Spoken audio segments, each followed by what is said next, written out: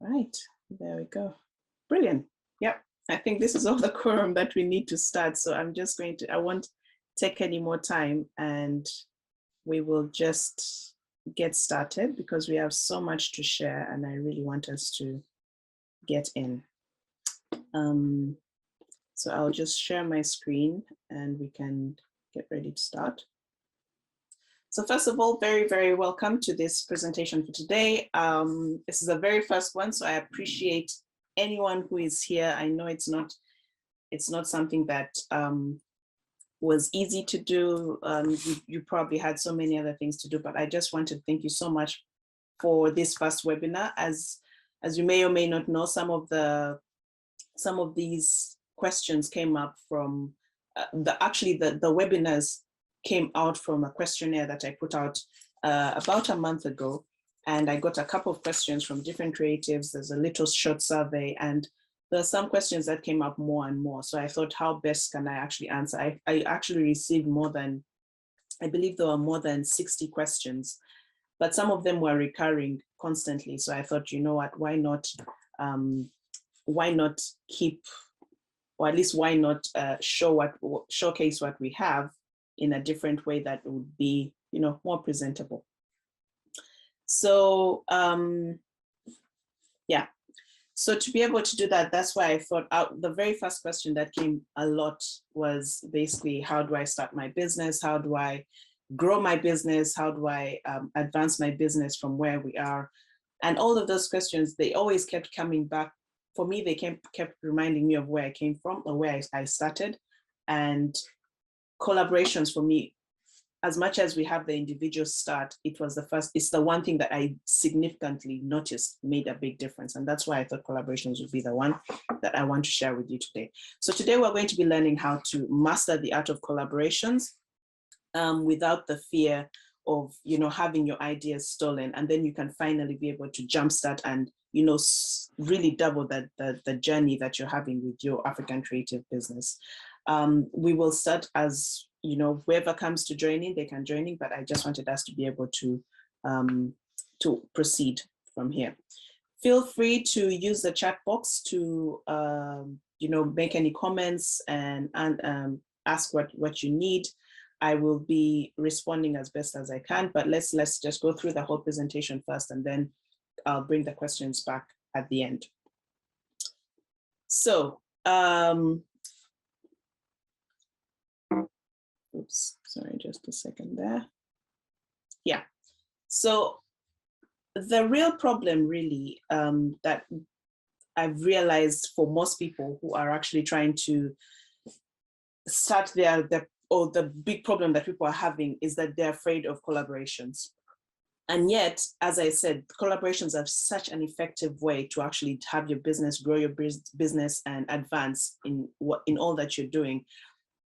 And to be able to allow that fear of collaboration to take over, that causes you, or at least the consequence of that is that you get stuck, and you're going to be stuck in the same level of business if you're actually stuck. Or if you haven't started, you're going to end up finding yourself, trying to give so many excuses to be able to not begin. And that is not a great place to be. And that, to be very honest, is a real problem for you, because once you allow that fear to take over, and the fear, we all know fear is false evidence appearing real, but if we allow that to actually take over, we won't be able to make those advancements, to get the dreams, to live the life that we are dreaming of, to achieve those goals that we want, to have the vision and the dream, to achieve the vision and the goals that we want in our lives. So by the end of this presentation or this webinar, what I want you to expect today is that you have actually learned and mastered the art of collaborations. And from what we learned today, you should be able to implement it immediately and to be able to, start actually growing your African creative business without the fear. Because these are, as you can see here, this is strategies that I'm sharing that have worked for me, and I strongly, strongly believe in them. And as you can see here on the left, I was working with a fellow brand, a creative, and this is also quite recently. And we had a very successful pop-up show and a public event back in Kampala about it. And this is also another, on the right, you can see this is another way that collaborations work so well, because you can see that magazine cover that actually worked out for Letasi. And I want you to remember these two pictures, because as we get deeper into understanding what collaborations are, to try and help you master them, to help you understand the different versions of them, these two are actually quite the two types of collaborations that I teach in the collaboration framework. And you'll be able to understand them better as we continue. Now, just to introduce myself, for those who don't know me, my name is Comfort Smithson, Comfort Badari Smithson. I am Ugandan born and bred, but I am now based in the UK. I'm a mompreneur. I am the CEO and the founder of Letasi Design Studio, which is an African boutique social enterprise. So basically, we're trying to promote and support as much of East African boutique and the creative artisans who make them as possible. So we're that bridge. We don't specifically make it ourselves, but we're the bridge between that, trying to promote East African boutique as much as we can. But who do I really believe I am passionately? I am a multi-passionate entrepreneur because I do quite a number of things. But one thing that doesn't change for me is my passion for promoting creative talents in Africa, in the creative design niche. And that's why African Creative CEO is something that I thought is a great platform to be able to now give back in any way that I can to more and more people who are actually in the creative field. Before we go ahead though, I just wanted to give a fair warning. As much as I'm going to teach you what has worked for me, and what has also worked for so many other people, I want to also say that I'm not guaranteeing you the results. The results you will only see if you do put in the work. And now I don't know you. I don't know if you've actually, I don't know your motivation. I don't know how willing you are to take risks. I don't know how, we're all different. So that's why I'm saying I'm in no way guaranteeing that it will work exactly the same way, but I'm sharing that it actually works. And if you do put in the effort, if you do try, it will work.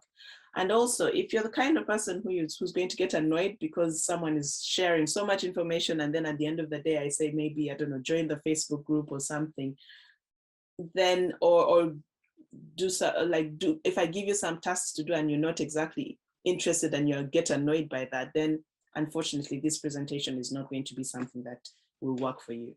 So you might be experiencing some of these things right now.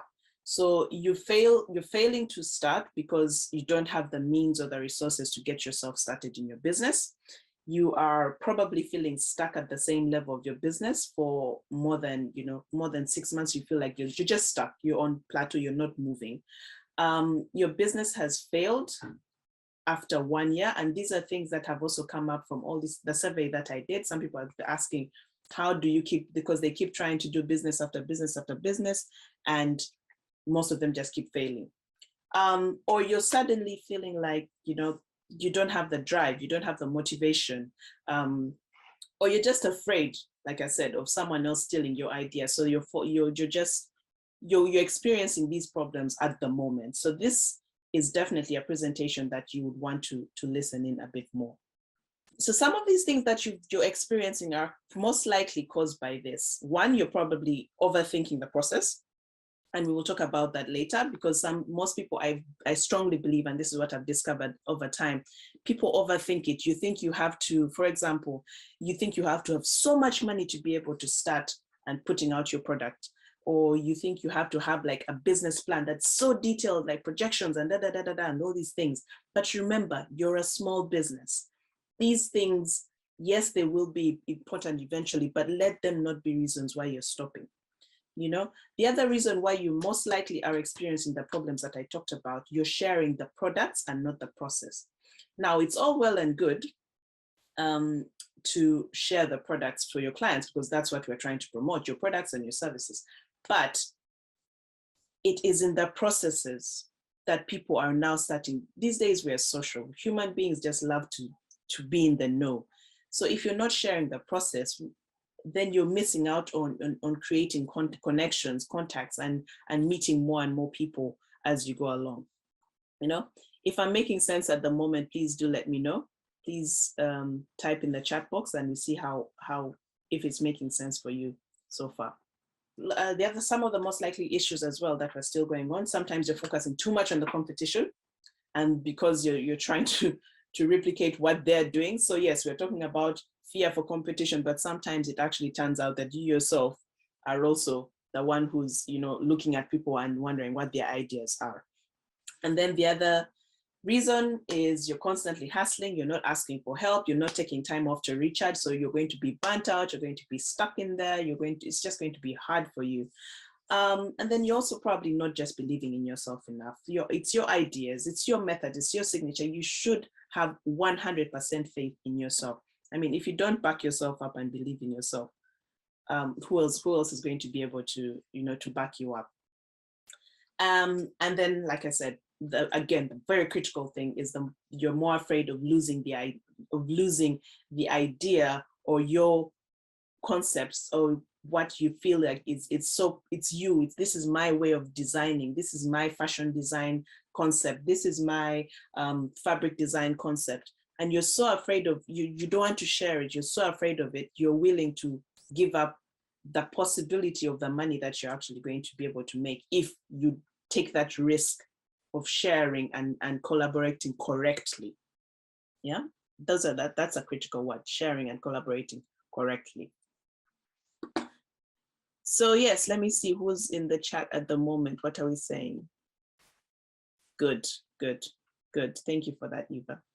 Right, so now we've understood that these are most likely the problems that have caused it. And of course, naturally, you might be thinking, oh, but Comfort, I've seen these problems. I've experienced what you're saying, the problems I'm experienced, and I've tried to fix them.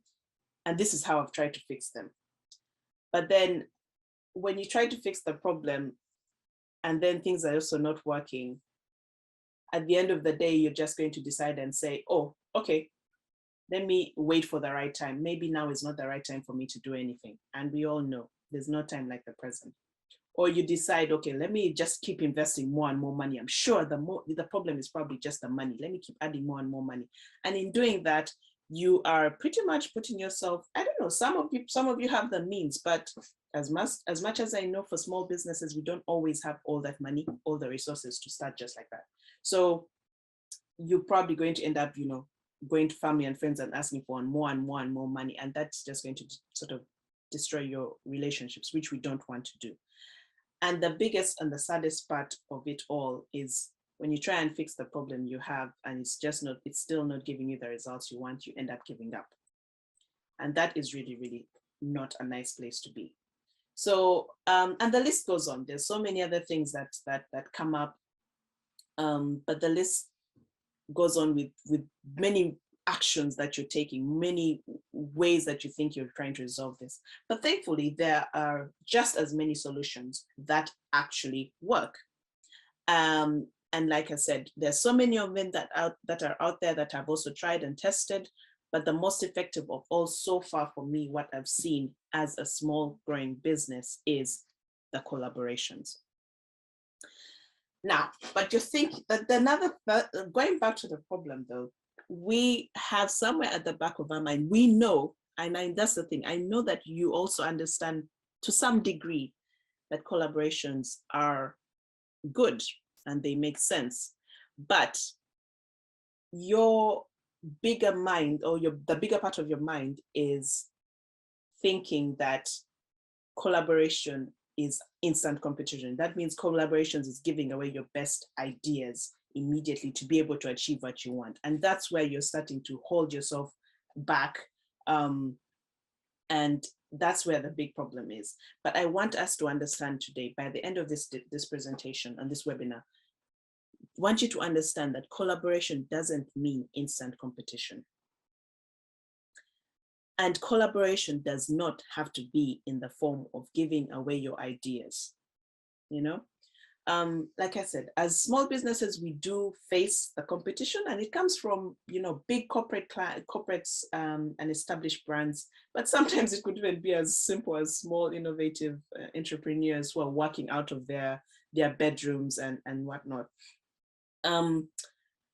And this is a concern for every one of us as creatives, from photographers to writers to crafters to designers to all of us.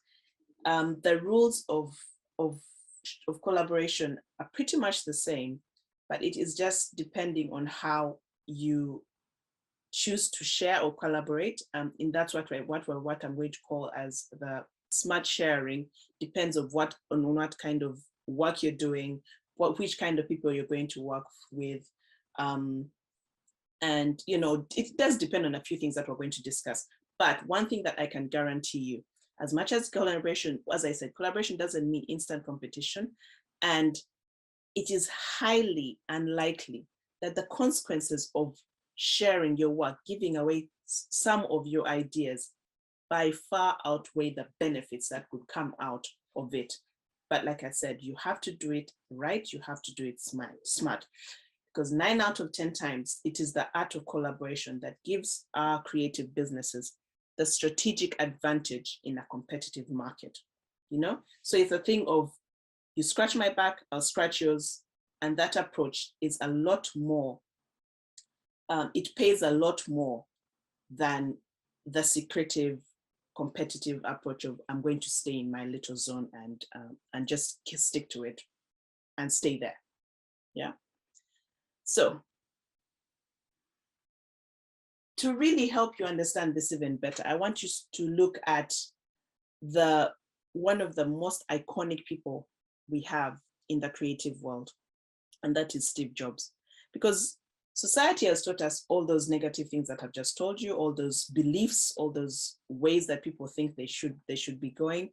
But if you look at the case of Steve Jobs, in this first picture that you see at the top left, that was him. And this is the imagination that everyone has. Yes, he sat in his own space and came up with his own ideas for Apple and all these things. But he did not actually do that on his own.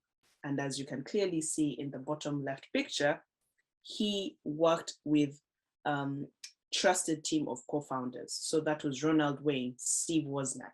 So Steve Jobs never at any point worked on his own. And he even said it himself, the greatest things in business are never done by one person. They are done by a team of people. Yeah. Are we together up till there? I would like to see some comments. Please let me know in the chat. Type yes if you agree with this. Type yes if you're following. Simple, just type something so I can know that we are together. Yes, yes. Good, good. Okay, that's brilliant. So moving on. Here is now exactly what you can do to actually now start making like effective collaborations. Now, this is where we're now getting into what are collaborations. First of all, we all know, yes, collaborations is basically working with someone other than yourself to be able to achieve a greater goal or an achieved purpose for something. And that is pretty much collaboration. Basically, I come to you, let's work together. Some people call it partnering, some people call it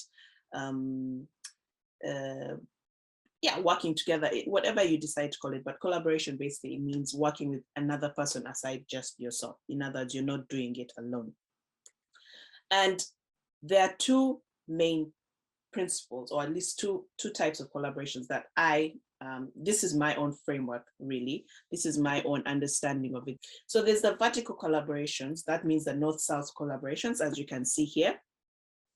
And this is mainly when you work with people out of your field of work. In other words, you are a fashion designer and you don't work directly. You're working with a photographer, you're working with the tailors, you're working with, I don't know who else, the suppliers and all those kind of things. So that is the kind of vertical collaborations that you're working with. Or it could be working with a marketing organization, a company, that kind of thing. So that's what I mean by the north-south collaborations. It means it's not people who are not directly in the line of your work or field, but they complement your work.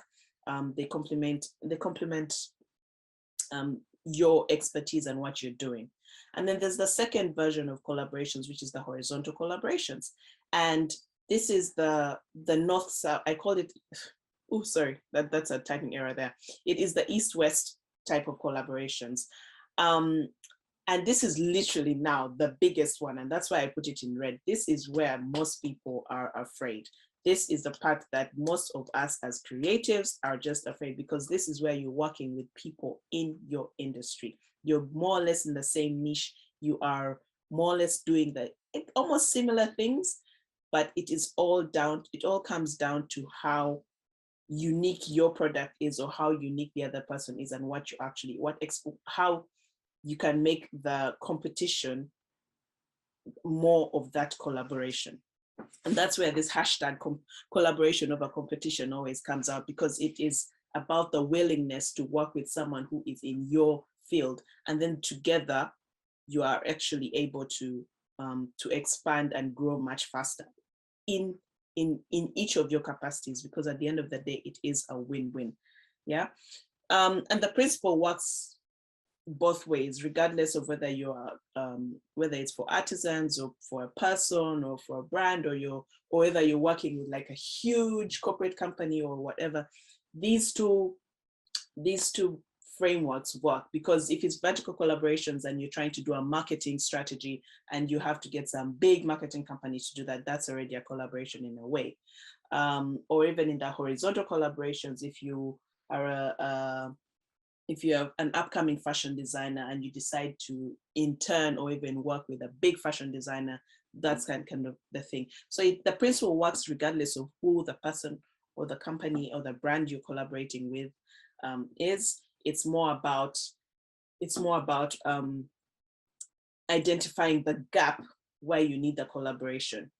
And that's where that's the critical thing. As soon as you can identify that gap, where you feel you are struggling, where you feel you need time. And I highly recommend just sitting down and writing down, just assessing where you are in your business at the moment. Sit down and write down everything that you're achieving so far, but mostly focus a bit for that moment on the things that are not clear, the things that are not working, the things that you feel you're struggling with. It could just be having someone to talk to and get some inspiration. It could be something as simple as you actually need a tailor to help you sew something up, or you actually need help with social media.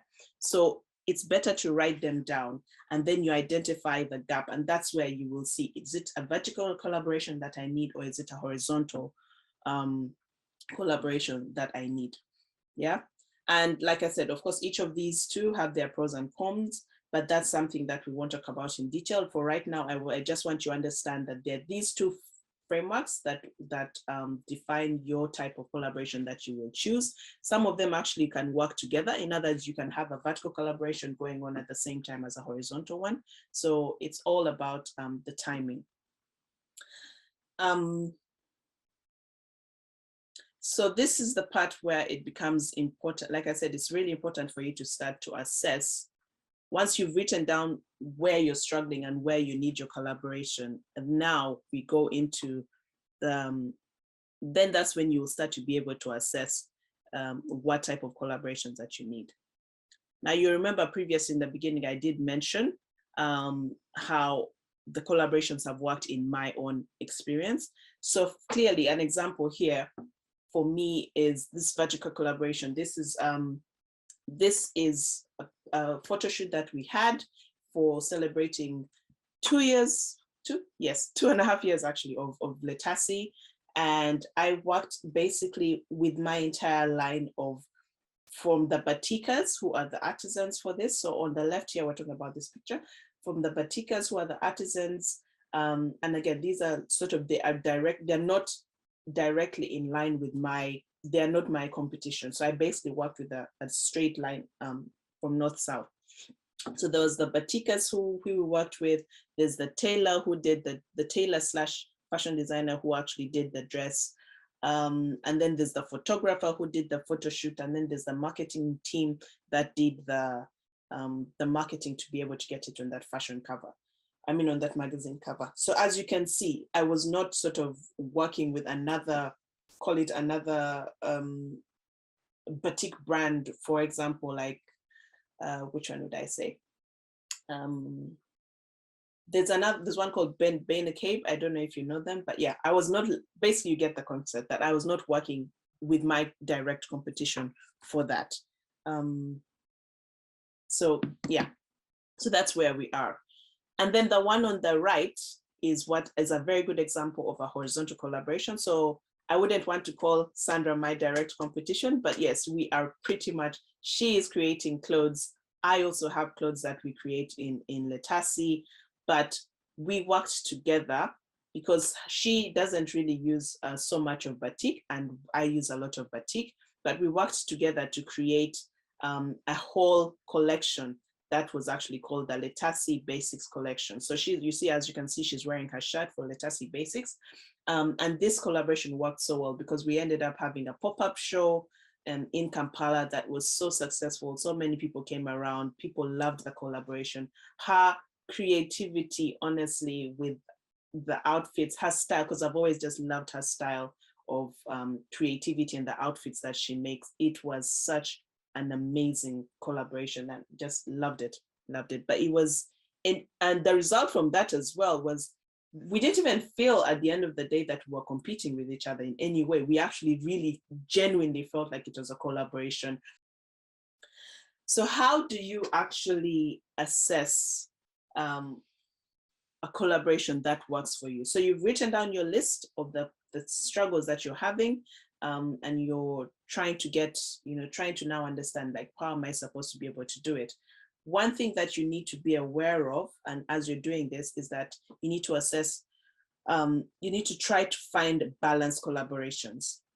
If you have a collaboration where you feel like someone is being, it's feeling like a mentorship more than a collaboration, then try to make sure it actually goes both ways. In other words, mentorship, like someone is, if that was your intention, that you're actually working with someone so that you learn from them, then that's something else.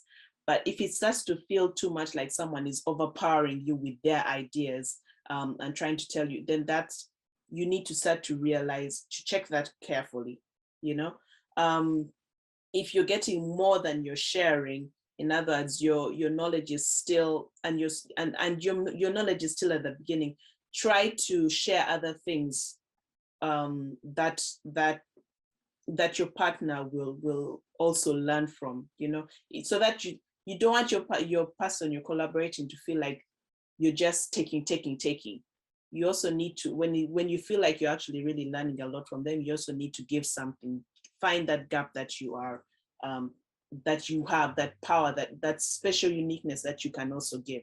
And that's why it's really, really important for you to try and balance collaborations.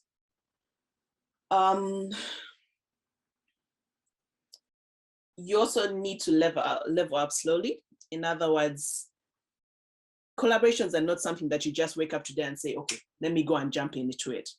It is something that you need to level up. So what I mean by leveling up slowly, you work your way, start small, start collaborating with the tailors. Once you finish collaborating with the tailors, then move on to collaborating with, I don't know, a chair maker or something. So just start slowly, start small, bite a little bit at a time, and eventually you start to get to understand, or to get comfortable with how to collaborate. And once you do, that's when now you take it to the next level, all the time, always aiming to go bigger and bigger. And that is where you really start to grow and you see the true benefits of collaborations. But then also, I need you to also bear in mind and remember what is really at stake. And that's how you assess. Remember your why. Remember the main reason why you're doing what you're doing as an individual, but also remember that, because that's going to be your compass. If you end up finding yourself saying, okay, but I really want to get here and I have to do it because I have to collaborate in this way, then you're going to find yourself in a situation where you are either settling for something less, or you're going to putting your mental health at stake, your mental peace of mind at stake. So that's where I'm saying you really remember what's at stake. Remember your why. If that is the reason why whatever you're collaborating for, Just make sure it doesn't compromise your health. It doesn't compromise yourself as an individual. It doesn't compromise your values. It doesn't compromise your principles. Yeah. And then, of course, I say you collaborate with the best. And this is mainly because if you, after you've leveled up, you know, you can also go and hire some amazing talent that you see on Instagram. Find those small people. That doesn't even have to be small. It could be big. But you see, in my case, like the photo shoot that we did, that magazine cover, it wasn't, the photographer is not like a big known photographer in Uganda. He's a young upcoming photographer, but I identified and saw his potential. And that's why I said, you know what, I'm also just a startup. We're not, like, I don't have that much of a budget. And he was willing to actually do this because we saw how strong, he knows I have like the connections. He knows I actually have the contacts and all these things. And it will definitely 10x his eyeballs on him. In other words, more people will see his work, more people will approach him, which is actually the case, because now he's definitely getting a lot more work after he saw that. So sometimes it's about sharing those experiences. Okay. So the benefits then of collaborations, as we all know, one, it pays a lot more. It pays a lot more to collaborate than, you know, to be secretive. So one of the benefits for sure, that it can definitely save you money. that when you're starting out, we all know the beginning, we don't exactly have that much resources, but to be able to offer your service in some shape or form, it actually gives you, it helps you save that money and invest it in something else that will still help you grow the business. And then it also helps you to grow your network. It's educational because you end up learning from someone else or learning something new, which also inspires you and inspires your designs, inspires your creativity. It helps you solve problems. In other words, think about the last difficult problem you faced in your business, you know, when you were so stuck. Most of us, you immediately go to either your friend or your family or your mentor or a trusted source who acts as your sounding board to help us work through the problems. And that exactly is the thing. Collaboration, that in itself, by the way, is a form of collaboration. Talking to someone, a family member, a friend, and this is where I'm talking about leveling up slowly. That in itself can be a collaboration of its own, because it is about those small steps. Once you're willing to come out of your secretive shell and share with someone else, that is the first step of collaboration. Yeah. And collaboration in action is a win-win. So it inspires you. I mean, it's a win-win in a way that obviously you and the partner, if you've done it correctly, you and whoever you're collaborating with are both winning. And of course, at the end of the day, you get inspired. Working with someone always inspires you. It always gives you an upper hand. Yeah. So just to recap, I've explained a lot of it. So let's just put it all together now. Before you actually start the collaboration, you need to assess and choose which type of collaboration you're going to go with. And remember what we talked about. You basically sit down and write it all down as much as you can. Write sections of your business that you're struggling with. Write parts of your life that you're struggling with, and then from there you're able to know what type of collaboration will work best. If you want to use the vertical collaboration, the north-south collaboration, then that works great. If it's you're in the season where you need the east-west type of collaboration, that's also fine. If you want to do a collaboration, a combination of the two, that's also just as fine. But it's always important for you to be able to start with an assessment before take that time off to actually work it out. And then you assess the during the collaborations. Make sure that it is 50-50 working. In other words, both of you are comfortable with it. Both of you are on the same page. Both of you are, it doesn't even have to be like just both of you, but yeah, you're on the same page. You understand your values. You are not one person is not draining the other one of their ideas, or the other one is draining the other one of energy. Make sure you are making sure that it is 50-50 and everyone is winning. And then after that, the after part of the collaboration is just what we just talked about just previously on the previous slide. In other words, it helps you save money, it helps you grow your network, it's educational, it solves problems, it's the win-win, and it inspires you. Yep. Great. I think we are together on that one. But as we progress, so hopefully by this time you are aware, and I like what Eva is saying there. That's why I worry about making mistakes, making sure it's an equal partnership. Yep, that's definitely very critical. Above all things, and that's why it's very important just before you write down what exactly it is that you are struggling with, so you know what you need to go in for. And then when you actually do find out what you are struggling with, you actually then make sure you assess which partner is better for you. Make sure you go down through those criticals.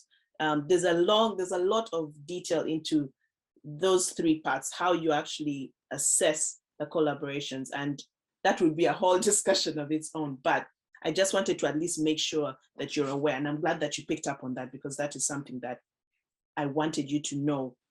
It's very critical in the art of mastering collaborations. Now, as I was saying, there are just a couple of mistakes that we do need to make sure that you do not. Whatever you do when you're making collaborations, please avoid these mistakes. You do not want to mess up your collaboration and forever think that collaborations don't work just because you're making these mistakes. Mistake number one is miscommunication between all the parties. In other words, you are not talking to the person you're collaborating with clearly. You are not, you are assuming. You say just because either you're friends, and that sometimes it's a thing of you feeling like you're doing a favor for each other just because you're not probably paying monetary and it's all services. So it's a very fine line that can be crossed. Please try to make sure that you will communicate as often, even what you think is the most obvious thing, just say it. Of course, in the gentlest, kindest way, but just make sure that everyone is on the same page. Miscommunication can really kill a collaboration. One miscommunication, it will just cause distrust. Yes, you might resolve it at the beginning or at any point, but the minute it happens, you can be sure that that already plants a seed of, almost like a seed of doubt in your mind. And it all starts with a conversation. Just talk, communicate, send a message clearly. Say, if you're not feeling like doing something now, let that person know. Just communicate, yeah?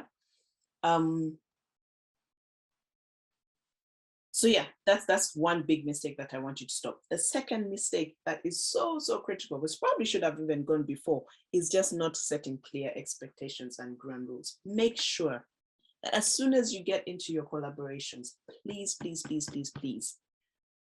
make sure it is clear what you really want the other person to say, or what you expect the other person to do, and what you are offering.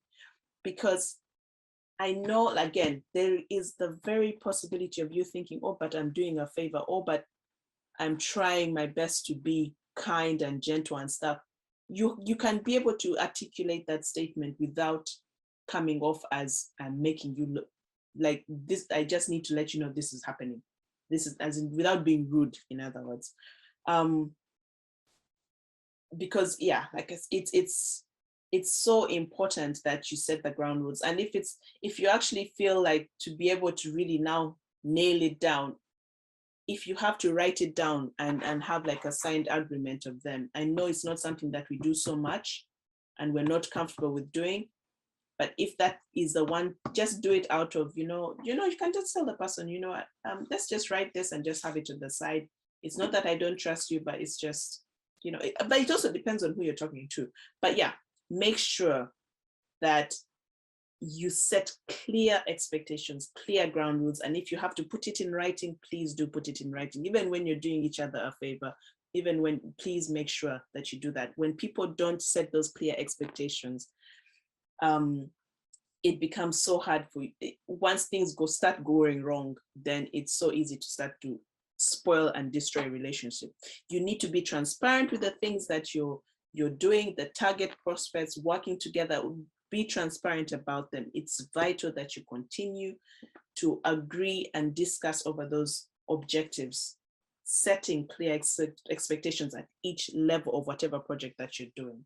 Yeah, pricing, type of project, colors, whatever it is, make sure you set those ground rules.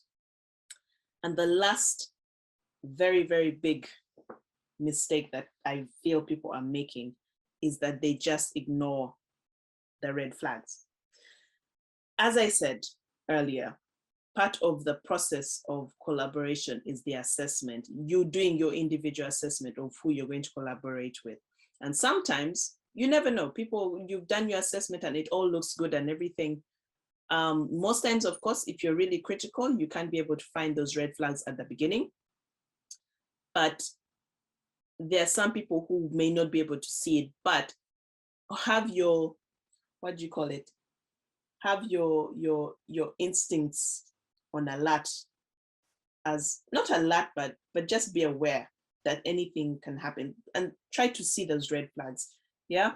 If you feel like maybe their values, or maybe you find somewhere along the way that their principles, they sort of use lies to be able to get things. And if those kind of values and principles and cultures are not in line with your personal beliefs, those are the kind of red flags that I'm saying. Someone could be, it's all well and good, someone could be so talented and you're like, oh, I'm working with this person. Please don't try to work with someone just because that person is like the most famous or whatever it is. It does come down to you as your individual self. Do you feel comfortable enough to the level that it is in line with your values? It is in line with your preferences. It is in line with what you believe in. Yeah. So those are the kind of things that you really, really, the big mistakes that you really, really need to avoid.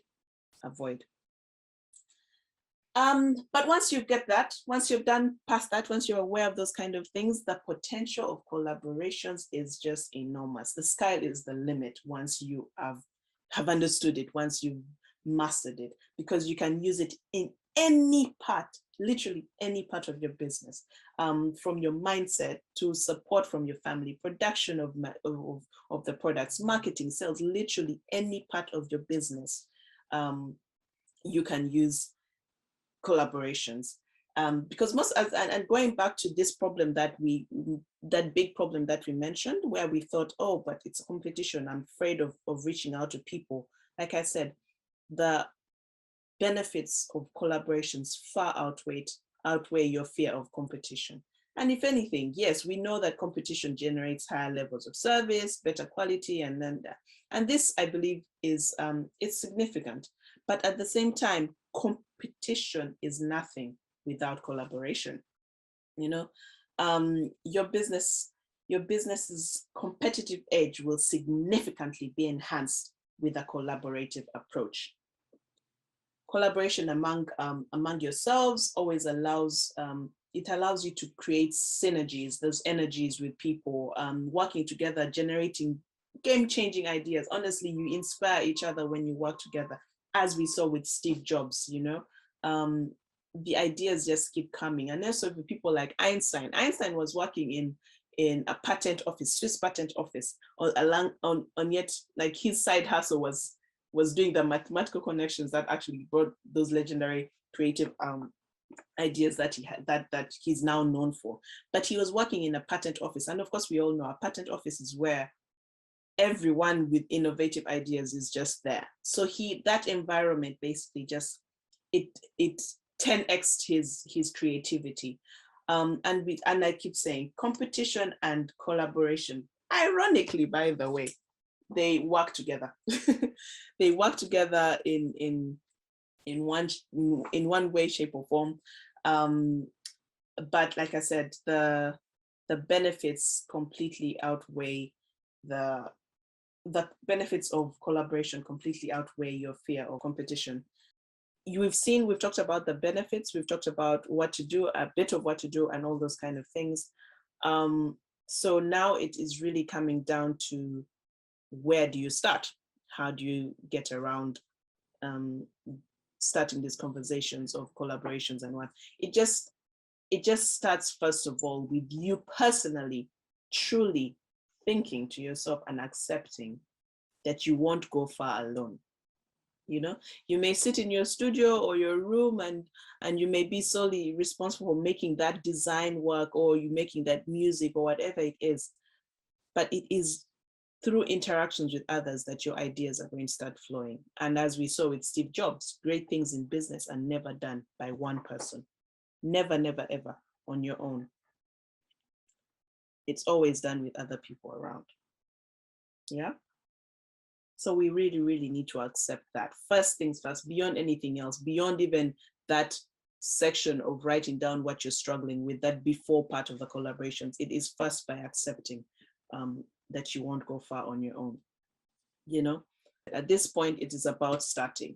And yes, that's for sure. That is always the hardest part, starting, because we're so used to knowing that, okay, this is either you're used to just working with yourself, or you're still so fixed on that fear of collaborating, of fear of of your competition, that it's just going to be now changing things and doing something differently is not something that you're going to be used to. Because I understand. I mean, I was there. I was there and I struggled with it a bit, and I wondered, how do I get there? Where do I start? But I also still had that fear of, my God, up till today, I won't even lie, up till today, I still have that fear of, oh, but I'm doing batik in this way. Someone else is going to come up with my idea and do it in a different way. But over the years, I've built my own brand over 3 years in 2 different contexts, in the UK and in East Africa and Uganda. And yeah, like I said, that principle of fear, of competition, fear of making a change, of learning something new is always hard. It is really, really always hard.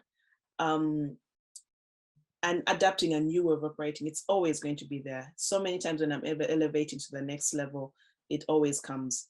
But as any entrepreneur who has scaled in their niche will tell you, every single time, that is an inevitable change. You have to go through that phase. You have to go through that phase.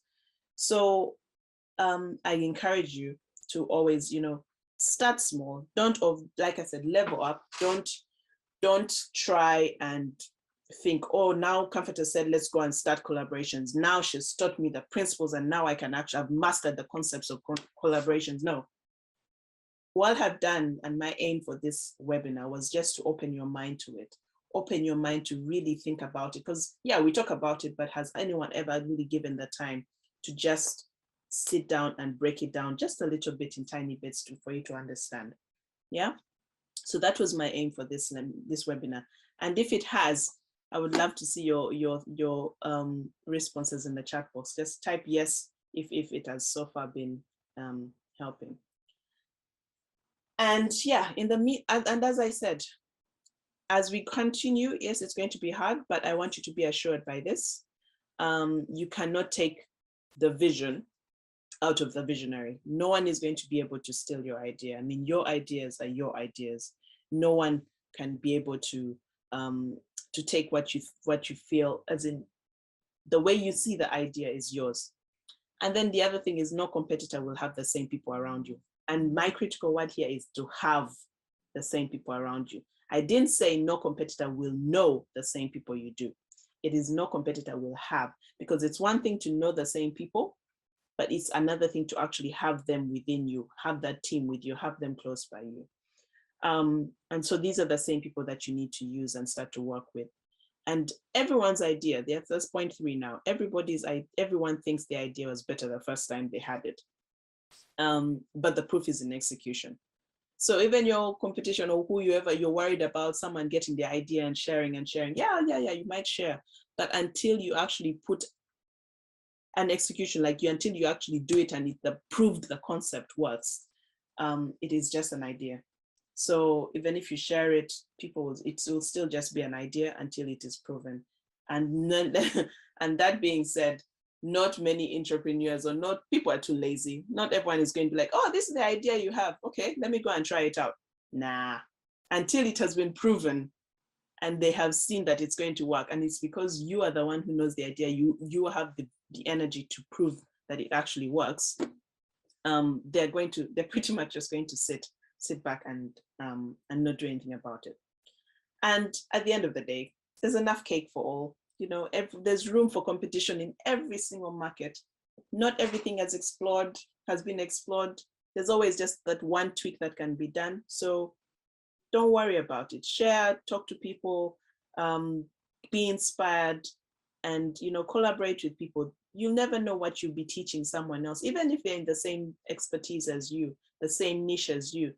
There's always something different that you can add or learn from them. Yeah, there's enough room for everyone in every market.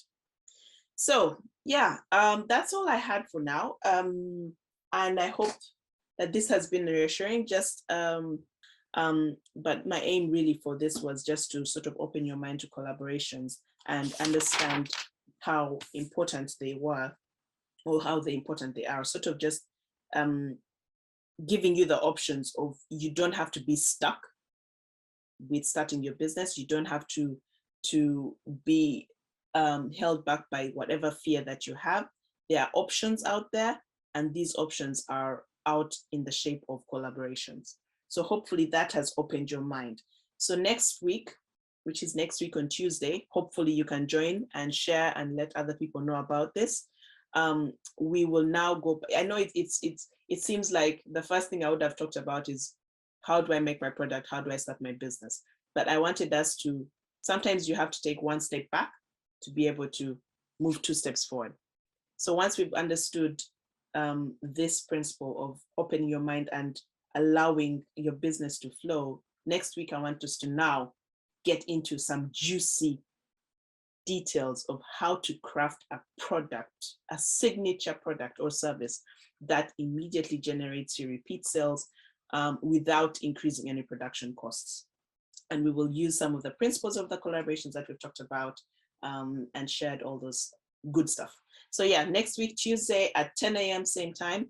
For those in Uganda, it will be at 12, I believe. Those in Nigeria, I believe there's some people from Nigeria. It will also be at 10 a.m., but please do share. I will send out an email about this. It will also be announced in the Facebook group. If you haven't yet joined, please do join.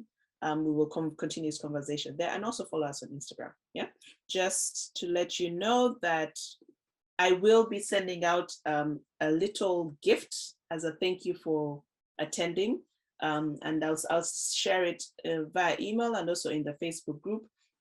It's basically like a summary and sort of like your roadmap to being able to master collaborations. I will send that to you in your email. And oh, thank you so much, Eva. That's really, really kind of you. That's really kind of you.